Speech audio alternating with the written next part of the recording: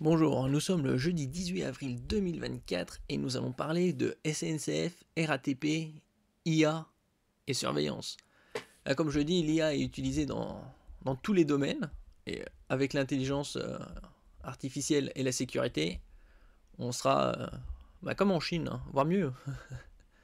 La SNCF et la RATP vont vous surveiller grâce à l'IA. Paris donne son accord pour un essai. L'essai commencera ce week-end.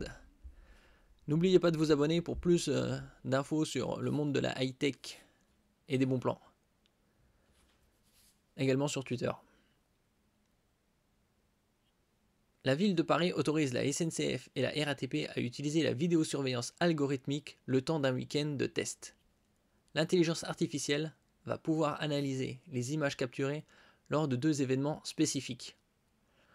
Probablement utilisé d'ici 2 mois et demi pour les JO aussi.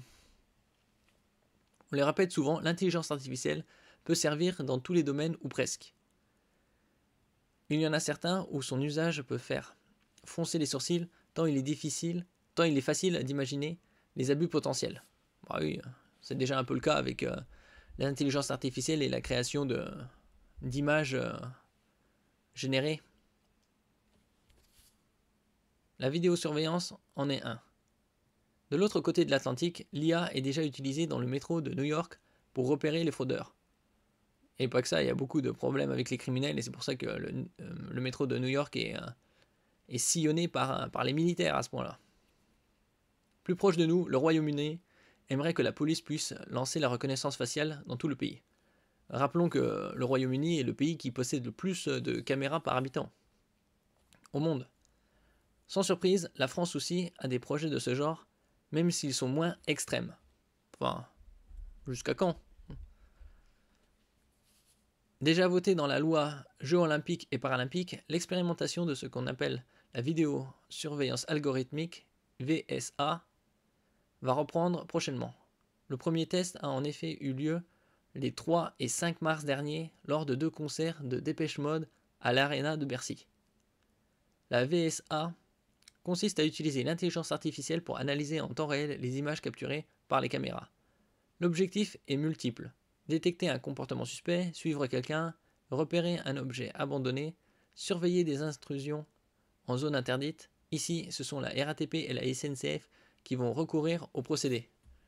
Oui, et puis en plus, s'ils ont des fichiers avec des potentiels criminels, ils seront directement repérés. La SNCF et la RATP sont autorisées à utiliser la vidéosurveillance algorithmique sur une durée déterminée. Dans un arrêté de la préfecture de police de Paris, on peut lire que le service RATP Sûreté est autorisé à mettre en œuvre le traitement algorithmique dénommé City Vision. Ça fait un peu science-fiction. Et pourtant c'est la réalité. Est développé par la société Wintix. Du 20 avril à 14h au 21 avril 2024 à 6h. Donc c'est même pas une journée complète. À l'occasion du concert du groupe Black Eyed Peas dans la salle du Paris La Défense Arena le 20 avril 2024.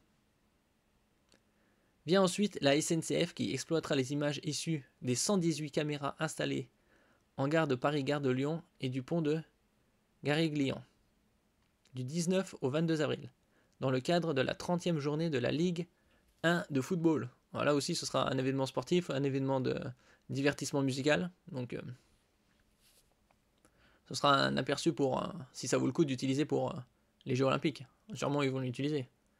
Dans les deux cas, les opérations de collecte, de consultation, de communication, de modification et d'effacement des images faisant l'objet d'une analyse algorithmique ainsi que les signalements générés par le traitement font l'objet d'un enregistrement.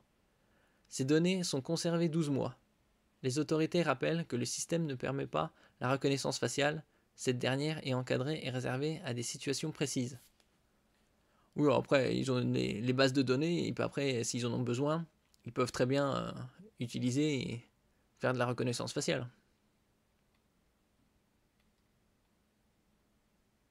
Ils font pas de la reconnaissance faciale immédiatement, mais s'ils stockent les informations de 12 mois,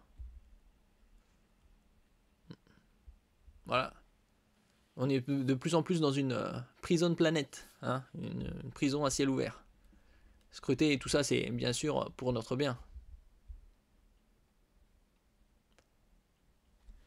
Merci pour votre écoute. N'oubliez pas de mettre un j'aime, un commentaire, de partager et de vous abonner à la chaîne. À la prochaine fois.